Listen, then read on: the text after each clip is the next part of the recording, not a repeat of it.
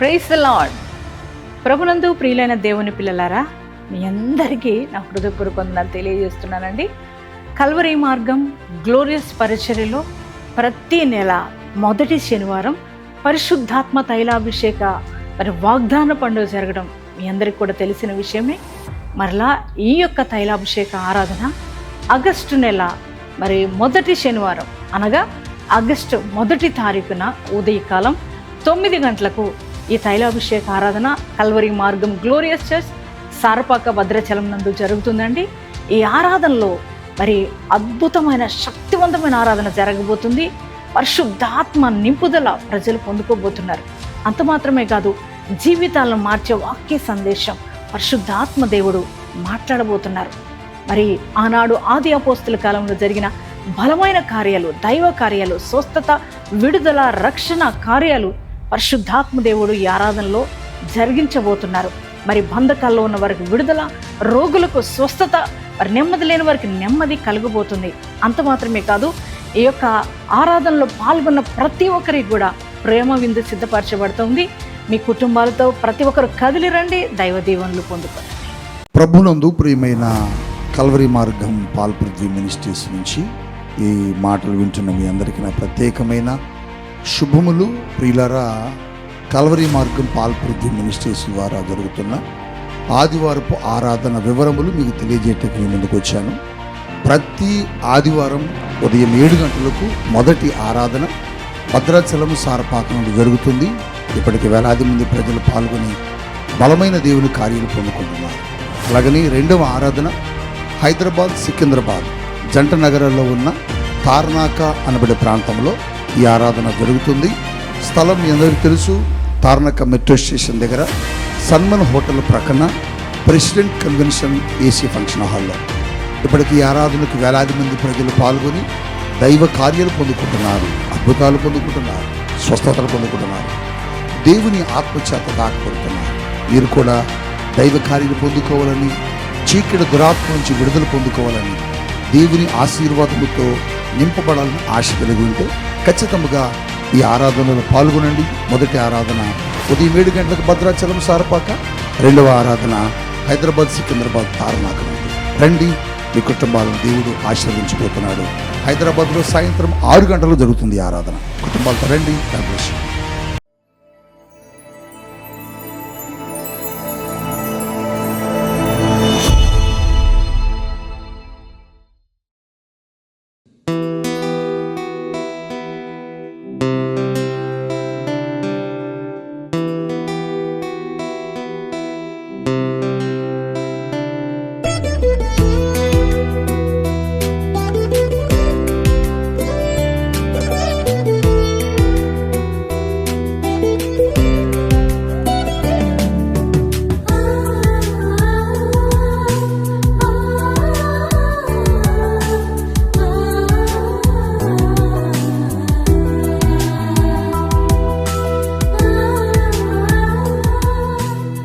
Praise the lord.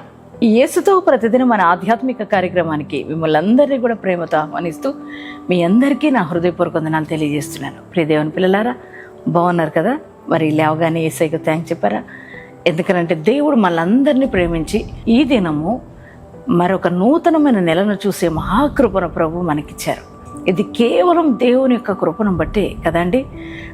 మనకంటే బలము కలిగిన వారు, జ్ఞానము కలిగిన వారు, ఐశ్వర్యవంతులు, పేరు ప్రఖ్యాతులు కలిగిన వారు ఎందరో ఈ దినాన్ని చూడాలని ఆశ కలిగిన వారు ఎందరో ఈ లోకం విడిచి వెళ్ళిపోయారు కదా. కానీ ఈరోజు నువ్వు, నేను, మనము సజీవులంగా ఉన్నామంటే అది కేవలం యేసయ్య కృపే కదా. మరొక నూతనమైన నెలను చూసే కృపను, భాగ్యాన్ని, ధన్యత ఇచ్చిన యేసయ్యకు థ్యాంక్స్ చెప్పారా? మీరందరూ థ్యాంక్స్ చెప్పారని నేను నమ్ముతున్నానండి.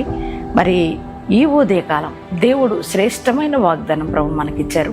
ఆ వాగ్దానం ఏమిటో చదువుకుందాం. యెషయా గ్రంథము 25వ అధ్యాయము 8వ వచనం 2వ భాగాన్ని చదువుకుందాం. ప్రభు అయిన యెహోవా ప్రతి వాని ముఖము మీద బాష్ప బిందువులను తుడిచివేయును. Praise the lord. ఎంత శ్రేష్టమైన వాగ్దానం అండి.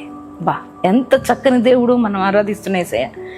దేవుడు ఆయన అంటున్న మాట ఏంటంటే, దేవుడంట మన ప్రతి వారి ముఖం మీద ప్రతి భాష బిందుని ఆయన తుడిచేస్తానన్నాడు. దేవుని పిల్లలారా, నిజమే కదా.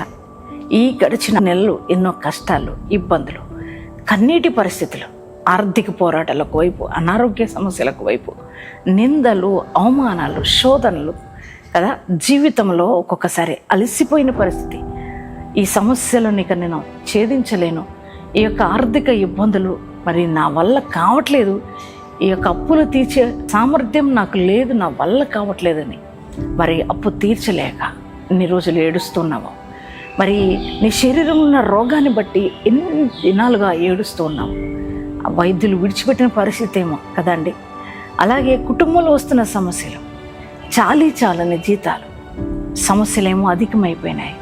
మరి కానీ జీతం చూస్తే కొద్దిగా, ఏం చేయాలో అర్థం కాక, సరైన పోషించలేక, మరి వివాహాలు బిడలిగి చేయడానికి సామర్థ్యం లేక, నీ జీవితంలో వస్తున్న శత్రు పోరాటాలు, నిందలు, అవమానాలు, ఇవన్నిటి మధ్యలో ఎంతగా ఏడుస్తున్నావో. వివాహమై చాలా సంవత్సరాలైంది, బిడ్డలు లేరు, అనేక నిందలు పడుతున్నావు, రోజు ఎంతగానో ఏడుస్తున్నావు. నిజం కదా, కన్నీళ్ళకు అనేక కారణాలు ఉంటాయి. ప్రతిరోజు నువ్వు ఎంతగా ఏడుస్తున్నావో, ఆ సమస్యల వలయంలో చిక్కుకొని అవన్నీ పరిష్కారం కాక, సహాయకులు ఎవ్వరు లేక, మరి ఆ సమస్య నుంచి బయట తీసుకొచ్చేవారు లేక ఎంతగా నలిగిపోతున్నావో. నీ కన్నీళ్ళు చూసిన వారు లేరు కదూ, నేను పట్టించుకున్న వారు లేరు కదూ, నన్ను ఎవరు పట్టించుకోవట్లేదని బాధపడుతున్నావు. ఈ సమస్యలు ఇక పరిష్కారం కాదేమో అని ఒకవేళ కృంగిపోయిన స్థితిలో ఉన్నావా, నీతో ప్రభు మాట్లాడుతున్నారు. ఆయన ఏమన్నారంటే, నీ ముఖం మీద ఉన్న ప్రతి బాష్ప బిందువును నేను తుడిచేస్తానన్నాడు. అంటే అర్థమైందా? నీ కన్నీళ్ళకు కారణమైన ప్రతి పరిస్థితిని ఆయన చక్కపరుస్తానన్నాడు.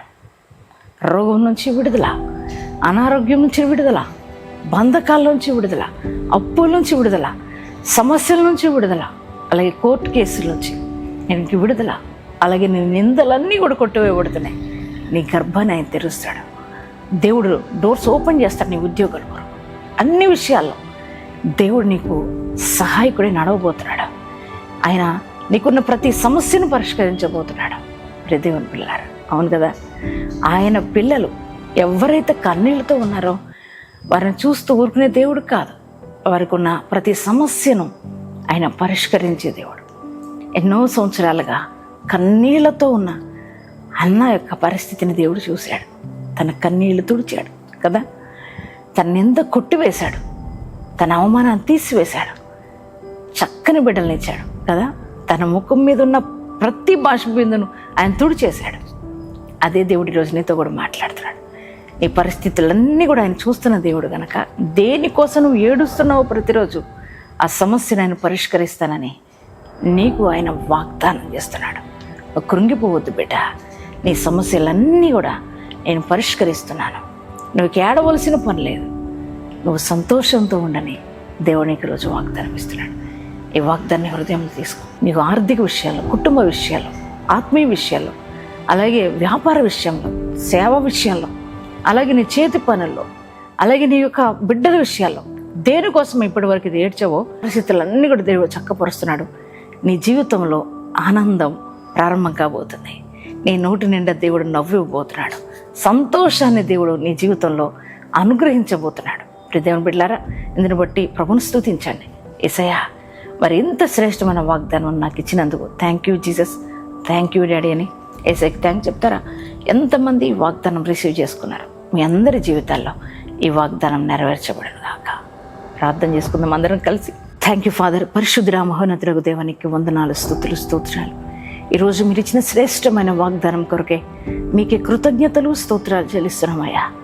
అయ్యా, ఇదిగో తండ్రి, ప్రతి వాని ముఖం మీద ప్రతి భాష బిందును తుడిచేస్తారన్నావు కదా దేవా. ఈ వాగ్దానం ప్రతి వారి జీవితంలో మీరు నెరవేర్చండి. నువ్వు ఒక్కడవేనయ్యా మా ముఖం మీద ప్రతి బాష్ప బిందువును తుడిచి వేయగలిగిన వాడివి. ఎంత శ్రద్ధ అయ్యా నీకు ప్రభా. నిజమే, ప్రతి వ్యక్తిని ఎంత శ్రద్ధగా గమనిస్తున్న దేవుడు ప్రభా.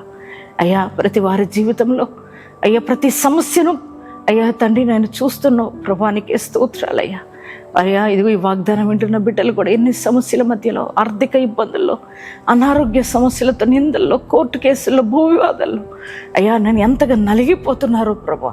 అయ్యా, ఇదిగో తండ్రి ఉద్యోగ సమస్యలు నాయన ప్రభా, బిడ్డలు లేని పరిస్థితి నాయన, వివాహం కాక ఎంతగా అల్లాడిపోతున్నారో ప్రతి వారిని జ్ఞాపకం చేసుకోండి అయ్యా. అయ్యా, పిల్లల్ని మంచిగా చదివించుకోవాలని ఆశ ఉంది, కానీ ఆర్థిక పోరాటాల్లో చదివించుకోలేని పరిస్థితుల్లో వారు ఉన్నారు. వారందరిని మీరు జ్ఞాపకం చేసుకోండి. మీరు చెప్పారు తండ్రి, ప్రతి వారి ముఖం మీద ప్రతి భాష మీద తుడి చేస్తారన్నావు కదా అయ్యా. అయ్యా, వారికి ఉన్న ప్రతి ప్రతికూలమైన పరిస్థితులన్నీ కూడా తొలగించమని ప్రార్థిస్తున్నాను. అన్నీ అనుకూలపరచండి.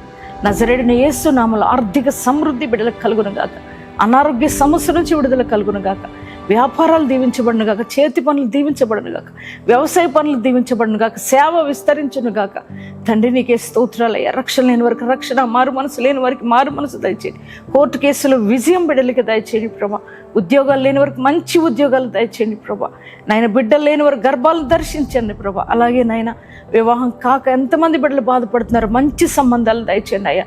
అయ్యా, ఈ యొక్క ప్రభా నాతని మాసంలో వారికి కావలసిన ప్రతి అక్కర తీర్చి మీరు మహిమ పొందుకోనమని ఈరోజు మ్యారేజ్ డేస్ బర్త్డేస్ చేసుకున్న ప్రతి వారి నిండుగా బ్లెస్ చేస్తూ నజరేయుడైన యేసు నామములో ప్రార్థన చేస్తున్నాం తండ్రి, amen. Praise the Lord. Vijayawada పట్టణ పరిసర ప్రాంతాల్లో ఉన్న దేవుని పిల్లలందరికీ నా ప్రత్యేక శుభములు.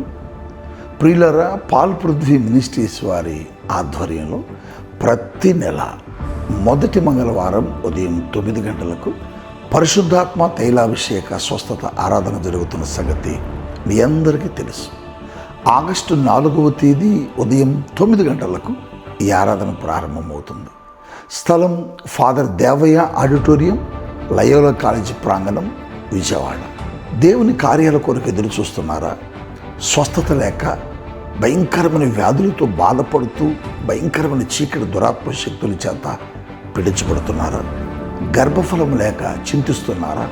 అప్పుల సమస్యలు కూరుకుపోయి వీటి నుంచి ఎలా బయటకు రావాలో అర్థం కాక సతమతమవుతూ బాధలో ఉన్నారా?